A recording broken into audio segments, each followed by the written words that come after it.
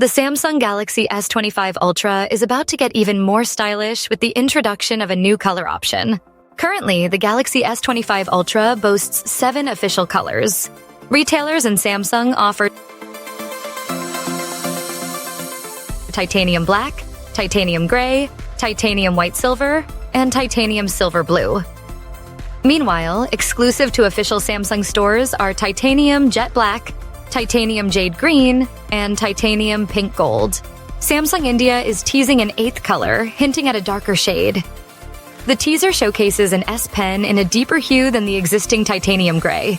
This suggests a new darker gray variant might be on the horizon, adding to the device's sophisticated palette. With 2 black versions already available, a second gray option seems logical.